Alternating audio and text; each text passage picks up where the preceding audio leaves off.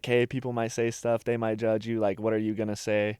To be honest, I only had positive experiences with that. Like, people were like, oh, that's so awesome, you tried, like God still loves you the same and all this. But I learned that the hardest person to face was myself.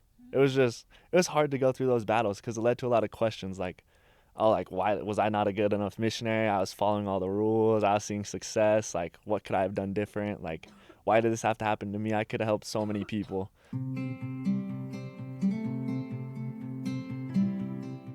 Welcome back to Authentic Gospel. I didn't know we started. Sorry. Yeah, we're starting right Okay. now. Okay. For return missionaries. For return missionaries. Yep. Guys, Kayla's sick. So she's probably not going to talk a whole lot. But it's okay. We're gonna power through it. You can probably hear it. My voice is so shaky. But you're not here to listen to me, thankfully. So This is why she's like on the very opposite side of our guest right now, because we don't want to like. I swear my 2-year-old got it from nursery. It always comes from nursery. Nursery. That's all I'll say. All Checks little out. kids. Checks out. Not shout out nursery. Not shout I'm out sorry nursery. if you have that calling. Guys, you probably have noticed that we are in a different studio. Yeah. Shout out to Faith Creators for this studio. Our audio just has been kind of honky. And you have all mentioned it, and we have noticed that you've mentioned it. So. Yeah, and we know that not everyone just watches the video. They also just listen, and so it would be nice to just prioritize the audio right now. So that's kind of what we're doing. But other than that, guys, if you haven't subscribed yet, you should subscribe. Not because we want a bunch of subscribers, but because we want a community. We want to be able to gather together as return missionaries and be able to learn from each other. And the more people that subscribe, the more we can reach more return missionaries. And so, if you subscribe, our guest will do tell a you where he backflip. got his cool shirt later in the episode. Which he probably would say. So you have to anyway, subscribe but- now. Yeah, but subscribe now. Perfect. Anyways, speaking of our guest. Speaking of our guest, his name is Easton Merrill. Okay, perfect. Yep. That's what I thought. All I can see is your like little Instagram not bio. The handle. Yeah, the Instagram handle. Thank you. My brain is out too with my voice. So, yeah, but anyway, he's so cool. He's got the most wild mission experience ever. And he's done some pretty cool things with life after, too. So we're just excited to hear from you and learn from you. Here's Easton. This is Easton. Where did What's up, you guys? serve your mission? So first off, thank you guys for giving me this opportunity. So Absolutely. I got to serve in kind of all 3 types of the mission. So I served in the boy. Philippines Baguio mission, Spanish Fork Service mission, and California Anaheim mission. So, Oh right, my okay. gosh. So you basically served in Disneyland. So, sadly, I didn't get to go. I Dang was it. down in Long Beach, but Dang Long it. Beach. pretty close to Disneyland, so it was fun. And where are you from? Spanish Fork. Okay. Yeah. Okay, so So that not was the... far. Which Post Malone just wore a Spanish I saw fork that. hat. I saw that, yeah, at the Grammys. Oh, good Shout out for... Spanish So you're Fork. basically Grammys. famous. Yeah, pretty much. Oh Just my everyone who gosh. lives there. Dang, Yeah. there you go. Okay, so you got your mission call to Philippines was the first mission call. Yes, the mission call of the paper, Philippines Baguio mission, speaking Tagalog. How did you feel when you got that call? I'll be honest. I was like, because I'd only heard like, I don't know how, I'd only heard like not too great things of the Philippines at that point. Like, oh, like it's super poor there and it's super hot. I was like, ugh.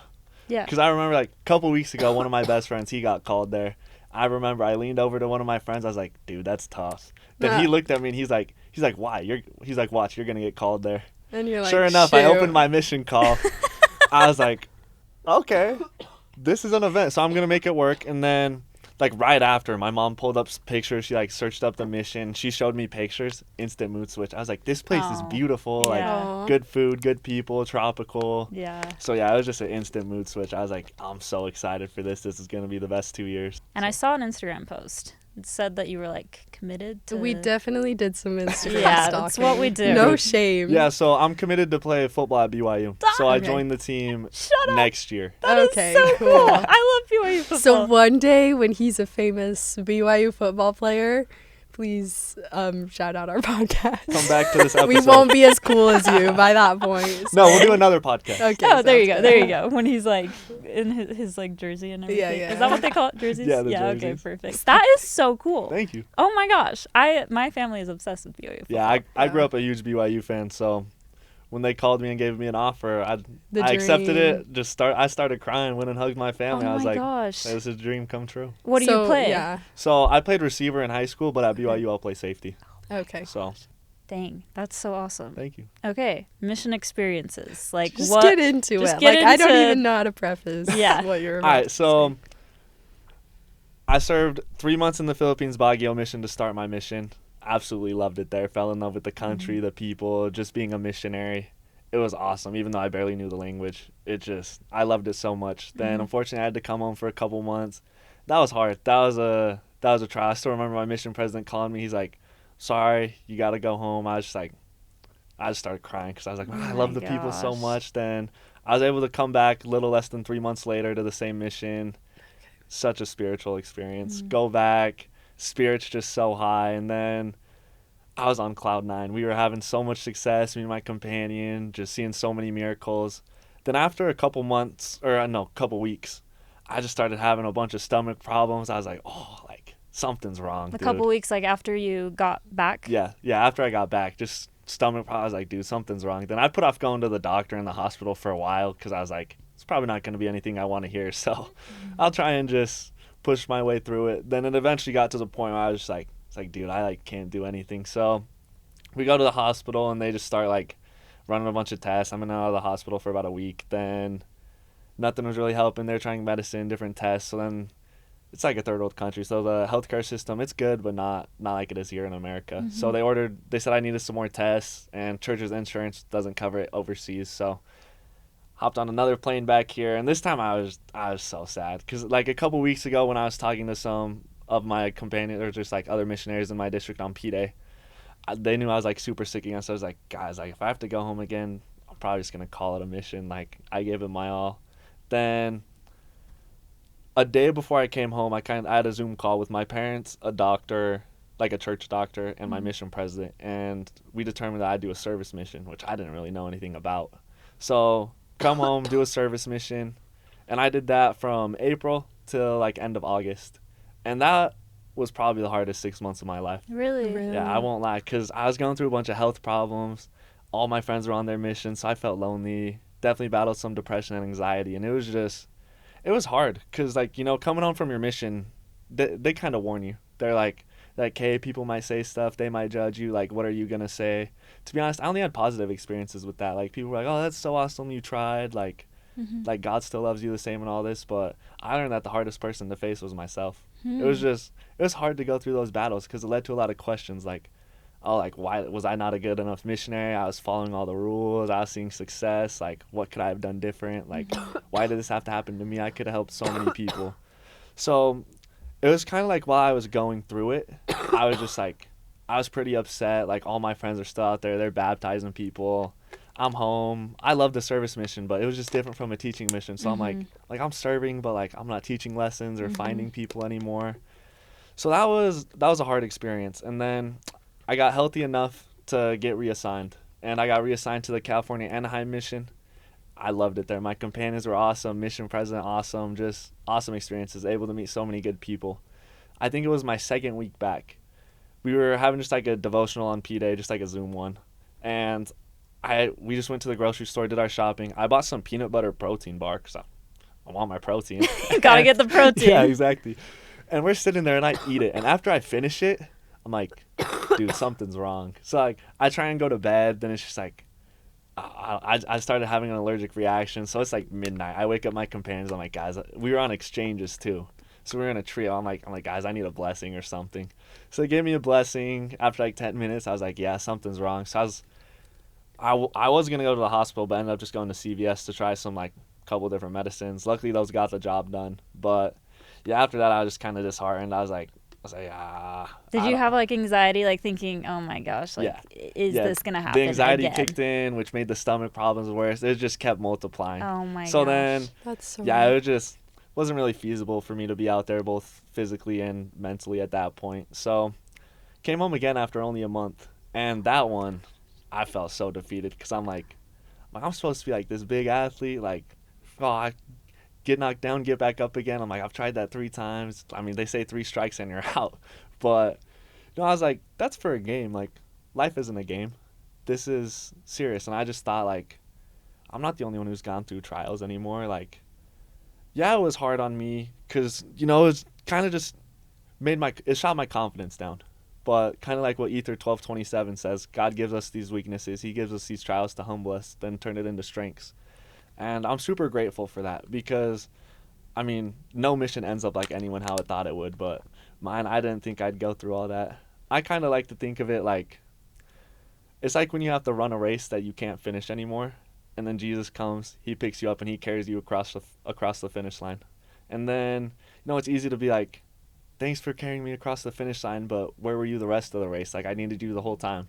Then he kind of just looks at you and he goes, I was by your side the whole time with my arm of mercy extended. You just didn't grab onto it.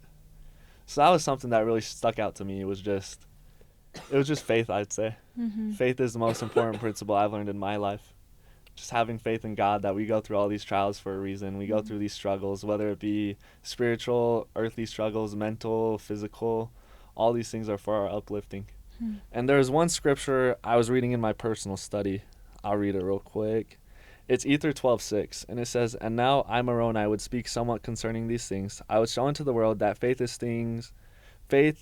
hope in things which are not seen. Wherefore dispute not because ye see not, for ye receive no witness until after the trial of your faith. And I just kind of testify that because when you go through your trials, it can be hard to have faith. It can be hard to keep going spiritual, stay on that spiritual high and stuff.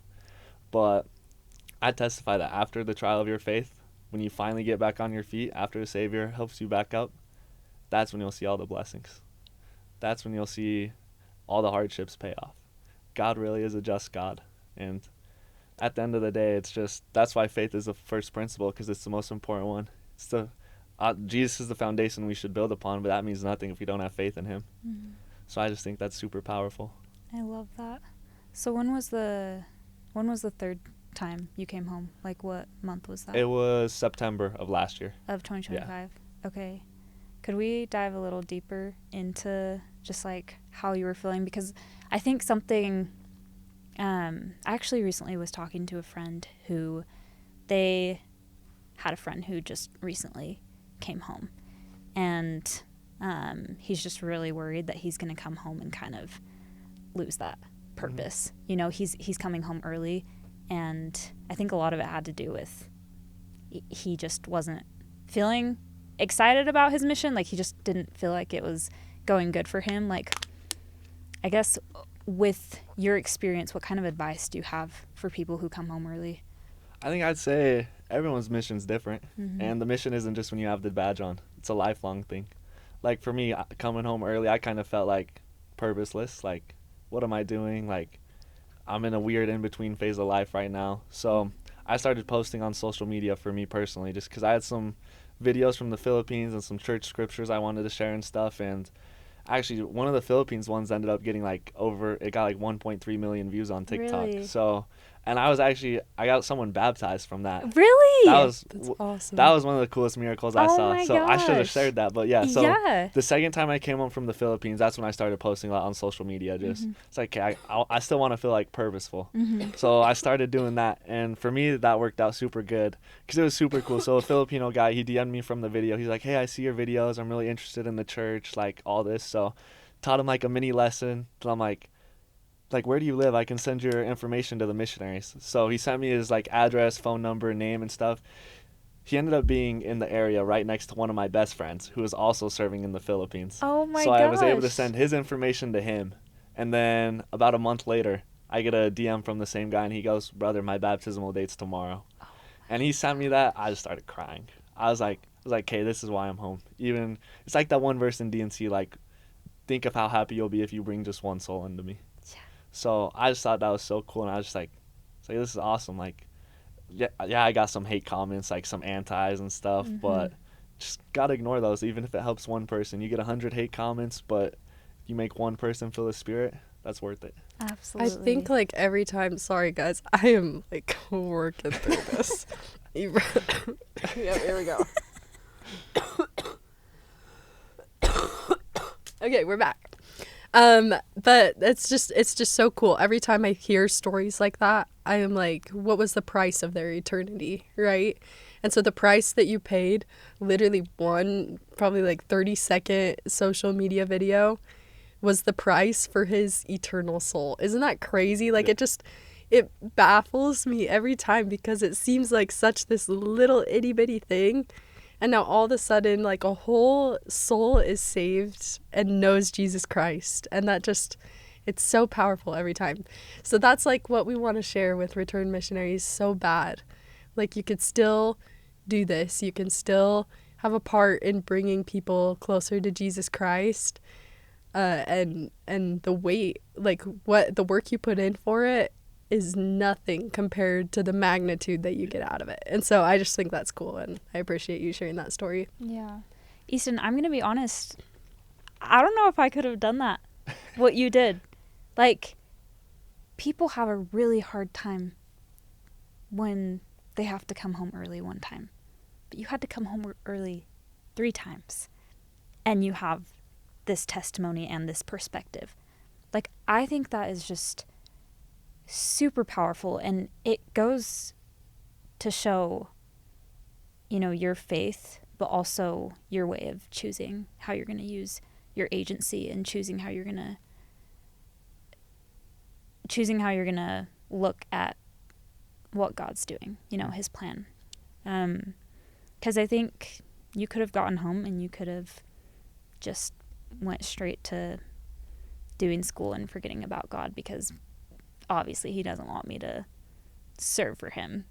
That's a perspective you could have had, because that's a perspective some people do have. But you chose to keep going. And this soul, do you know what did you say his name was? The person that got baptized? He had like a numbers name on TikTok. A numbers name? It was like the numbers 1 through 9. User 567. Well, user 567, you have... Shout out user 567. Like, you have helped this person because you chose to have this perspective. And, you know, like we said, we did do some Instagram stalking and saw that you're posting on social media still, like posting uplifting messages to people, and you just have no idea who you're touching. Mm-hmm. And I don't know, I just think that goes to any return missionary that comes home and feels like their work is done, whether they came home early or even if you have just recently come home after serving full 2 years. Like, it's not over. There's still people out there who are ready to enter the waters of baptism and need your testimony. Yeah, I agree. The work is never done. Mm-mm. Badge on, badge off. You don't have to be posting on social media to do it either. It could just be saying something simple like saying hi to someone at school, or like doing something nice, little acts of service. Mm-hmm. Just all things that would help someone remember Christ. Yeah. There's just so many beautiful ways. It's one thing I'm so grateful for in life. Yeah, absolutely. I am curious, because obviously, like Kenzie's mentioned, that's not an easy experience to come home 3 times. So how has going through those experiences helped you to deal with difficult things in life after the mission? Yeah, so I say that's really what I learned, what it meant to endure to the end. And obviously I'm not at the end of my life or anything, but, you know, because you teach the gospel principles, and after baptism it's enduring to the end, and it's kind of like, okay, like, what does that mean? Like, it's a very powerful phrase. Mm-hmm. Jesus says a lot of times, like, take up your cross and follow me, endure to the end. And, you know, I think it's one of the most powerful ones. That's why it's the last one, because it's like after you go through these problems, or when you're on a spiritual high, that's when the devil starts throwing everything he has at you. He'll throw in negative thoughts, he'll throw in temptations, he'll throw in earthly things to you. And, you know, I think it's really just, it comes down to God at the end of the day, just his power, his love, his mercy. Just, yeah, it's just perfect. I love that. How are you going to take what you've learned into BYU football? You know, I think one thing I learned on my mission was don't give up. Yeah. Keep persevering. God has a plan no matter what. So, you know, if I get hit or if I mess up on a play, I always got another play. I always got another chance. Mm-hmm. So we should put a trigger warning for all the Utes fans who are listening. Cover your ears, okay? I actually don't hate Utah. I don't hate them. Didn't you get, not that I was like stalking your Instagram, but didn't you get like Utah, like, Yeah. So they offered me to. Really? So yeah, I I ended did up. some good pre-stalking. Look at you. Serious. She's Thank you. pulling up the Prepared. facts. She probably Thank can you. name everyone in your family right now. I could not. How many No, siblings do you have? I I'm kidding, definitely I'm kidding. cannot. Yeah. So the top 2 schools I ended up choosing between were BYU and Utah, and obviously I prayed about it because that's a huge decision. Went to the temple, prayed about it. I just felt BYU, so I have no hatred towards Utah. Great Yeah. team, great school, great fans. Yeah. So I think this is probably my favorite mission story. It was me and my companions. He was my follow-up trainer, and it was our first day in a new area. We were whitewashing, so we just wanted to go meet some people, visit the green dots. So we went to visit this one lady, and we took it's like a jeepney. It's kind of like a bus thing. We took it over to her neighborhood, and we were walking down this market road, and this one lady comes up looking super distraught, and she's like, the first words she ever said to us were, "My husband passed away this morning. I was pouring my heart out to God for messengers of comfort. I know it's you guys. Please come into my house." So we go in, and yeah, her husband passed away in his sleep over the night, and so the family was super distraught, and Spirit led us to teach them about baptisms for the dead, and it was one of the most spiritual lessons of my life. She was like, "Please, like, when can you guys come back next?" And it was about a little over 2 months later. She got baptized the week after I came home. My companion baptized her. Oh my gosh. And so she's preparing right now to go to the temple, actually. She has Oh my husband's name ready. She's the first member in her family. So just so much temple work to be done to help gather Israel. Oh so my it's so gosh. cool. So And was this in your, what area did you say this was? this was in? Philippines. The second time in the Second Philippines. time in the Yeah. Philippines. Okay. Yeah, so that was probably one of the coolest ones. Dang. Chills. That is so I awesome. love when was stuff like awesome. that happens. Yeah, especially when you like hear that they're going to the temple. Yeah, and That's- it's like, I thought it was cool because, like, you always hear such cool mission stories. Like, my dad and brother, uncles, aunts, they all had so many cool mission stories. And I was like, I want some. Like where's mine? Give me And so, yeah, that, like, looking back at it, like, I read my mission journal every now and then. Definitely need to do it more. But Mhm. I was just like, there's so many little things that just, Mhm. like, so many amazing spiritual experiences. Yeah. I think that reminds me a lot of Nephi when he says, he said a lot more than that. He said, oh my gosh. And it came to pass. It's a good guess. Good guess, Kayla. something, follow the Spirit, not knowing beforehand the things that I should do. That's the one that I'm thinking of. Somebody will make it make sense. Put it in the comments below. I think I know what verse you're talking Oh. about. Yeah. I don't have it memorized, but yeah. Then you can put But it yeah, in the oh, comments shoot. below. Yeah, I'll be the You one. can put it in the comments. I Everybody got you, like guys. Easton's comment. Perfect. But no, like that just reminds me of that. And there's so many things on the mission, off the mission that we can use that for, right? And you know, and again, going back to the temple thing too, there's a lot of people here who have actually not gone through the temple. And so that's something that I've tried to work on too with people now that I'm home, is looking for people who haven't gone through the temple and how can I help them get there?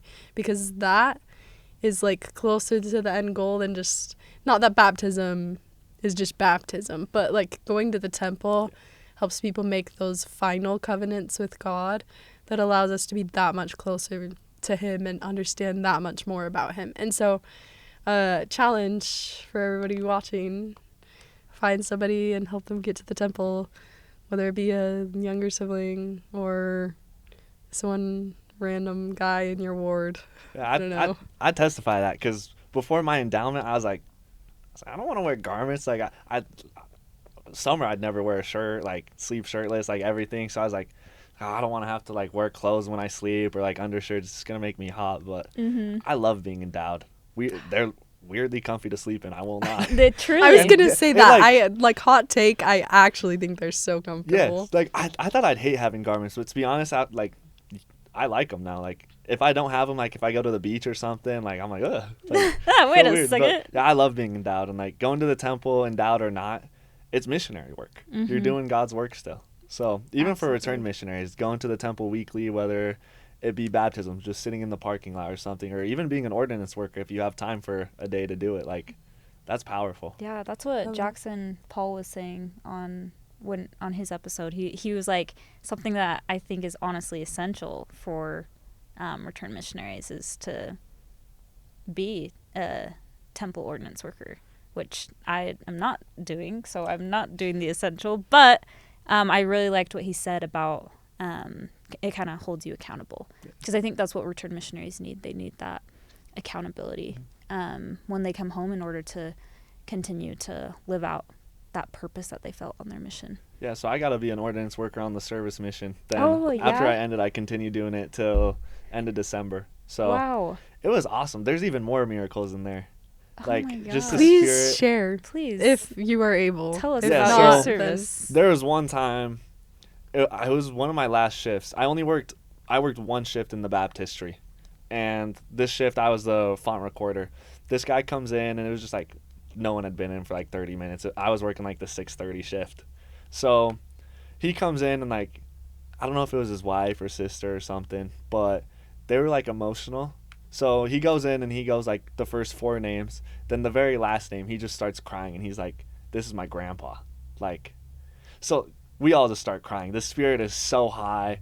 He had a temple worker baptize him, and he's just bawling. He comes out of the water just crying, gives him the biggest hug, and the spirit was so strong. It's like you could feel he was there, like thank you guys. Like, there's just so many spiritual experiences you can have in the temple, and it doesn't even have to be that big. Whether you're just sitting there and you feel a moment of peace, your anxiety gets taken away, just the worldly things go away in the temple. So I testify the power of the temple. Absolutely. I was studying Isaiah today, and it was in Isaiah 43. Ooh, forget the verses. Somewhere like halfway through or close to the end. But the Lord basically chastised his people for not coming to seek him. And in summary, he goes, "Why do you act so tired of bringing me your sacrifices?" So in our terms, that would be going to the temple, because we don't do burnt offerings. Why do you act like you're so tired, and why it's like such a chore for you to come bring your sacrifices to me, when I am the one that takes you and makes you purer and more perfect? Yeah, I mean, sometimes it does feel like a chore to go to the temple. Like, you're like, oh, like, I've been at work and school all day. Yeah. Like, do I work out? Do I go to the temple? And sometimes I pick to work out. I know it's not the right thing to do, but sometimes Sometimes I don't. that's what Yeah, happens. it can be hard to go to the temple, but man, when you actually go, it feels so rewarding. It's the best. Absolutely. Anyway, I felt chastised, and I made a temple appointment right after. Hey, so. the Lord works in mysterious He ways. truly know. does. He truly does. I love that. And with, I guess, I do want to get a little more into, you talked about having mental health and depression, or just mental health, depression stuff a little bit. The first time you came home, or was it the Second time. The second time you Yeah, came so home? that one, I just felt like, I didn't really have any friends. I had my family. I love my family. They're amazing. They were so good to me. But it's just different than having like all my high school buddies. They were such great people. They're still all out on their missions. They come home this summer, so Oh, really? I'm excited. So you're excited for Yeah, that? but Oh. it was just hard because going through all those health problems, because I didn't realize how like tied together mental health and physical health were, and mine just kept getting worse. So together, it's growing like a bad tree. Then, eventually it took time. It takes time, just like all things. It took time to come to terms with everything, for my body to settle down, get right, for me to kind of learn how to be alone in a good way. We're never alone with God or with the Spirit, but it took me a while to learn that. So, yeah, I'd just say that to people who are battling that, just keep pushing through. Keep praying, keep reading your scriptures. It'll all work out in God's own due time. I love that. Easton is humble, and he is not bragging about himself and his cool shirt yet. And so we want to know what inspired your clothing line, and what is, just tell us more about that. So the pants and the shirt are my clothing brand. It's on Instagram called Shine Forward Clothing. That's so sick. Like, it's like cool. Paste the website Thank here. you. Yeah, so I got the idea in the Philippines because a lot of people there, they wear like the Saved by Grace shirt, which is like amazing message. I love it. And I just thought, like, I don't know of any LDS brands. Like, or like more Bible ones. Like Mm-hmm. the most common ones I see are saved by grace and the faith over fear. And like I love those messages. They're so Mhm. powerful. So I came home, didn't really do anything on it. I think I designed like half a shirt before I went back out to Cali. Mm-hmm. Didn't think anything of it. Then while I was in Cali, I was doing my personal study and I read 3 Nephi 12:16. It's like kind of the same as Matthew 5:16 because it's Jesus preaching. Mm-hmm. And it's wherefore let your light so shine before men that they may see your good works which glorify your Father in heaven. Mm-hmm. And that's when it hit me that we each have our own individual unique light that God gave us. And as we let our light shine, as we make the world brighter, it just helps spread Jesus Christ and it makes God happy. Mm-hmm. So, you know, the shine your light thing, kind of like SYL. So it was the first design I ever sketched up, but while I was in Cali, I kind of got like the idea. Just like I was sitting there one day and just boom, the picture of it popped into my head. I was like, oh, that would be a cool shirt. Dang. So, yeah, I came home and sketched up the first shirt. Then I was like, well, I don't only want to sell one. So, ended up designing a bunch, have pants, hoodies, shirts, sweaters. Oh my gosh. On a website? Working on some phone cases. Whoa. So, Nice. yeah, I really just want people to be comfortable Mhm. wearing Jesus, wearing their faith. Ooh. So- I love that. I want them to be comfortable wearing Jesus. Guys, if we don't post next week, then I'm probably dead on my couch. Yeah, Kayla I'm has dying. the This is file. killing me. Well, I personally don't have any more questions. I feel like that's like the biggest thing that return missionaries can get out of this, especially your experience coming home 3 times. I just feel like you have such a good outlook on it, like your perspective of, first of all, you mentioned Ether 12:27, God making your weaknesses into strengths, and then talking about faith and enduring to the end, just continuing to move forward despite the hard circumstances. I think,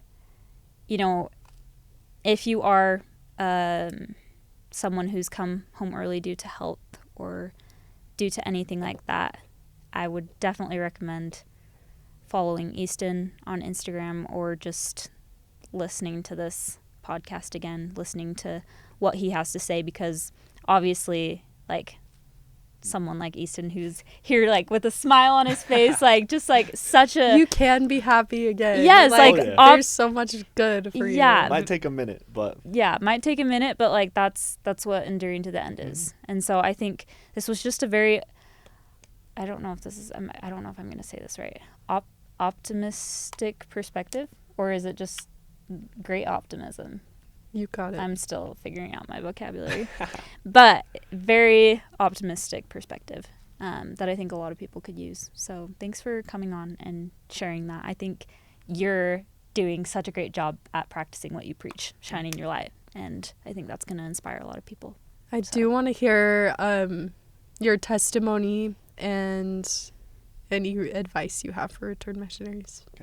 yeah, I mean, I like to bear my testimony. I know this church is true. No matter how much people try and discredit it or try and tear it down, the truth always stands. It's like the standard of truth from Joseph Smith. And we have a prophet for a reason, and the apostles. I testify of each and every one of them. They're all messengers of God. They each can teach us a different and unique lesson.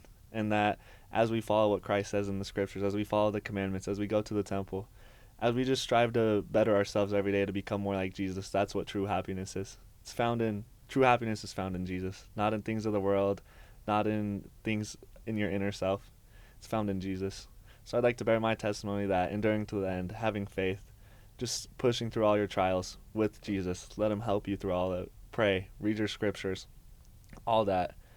That is the best way to go through life. And I'm still trying to navigate life. I don't know what I want to do with the next steps, but all I know is Jesus is going to be the decision in all of it. So, yeah, my advice would be just keep pushing strong. Keep your faith going. Keep bettering it every day. Yeah, in the name of Jesus Christ, amen. Amen. Perfect. I think that was a great ending. Thank you. Yeah, Yeah, I think so too.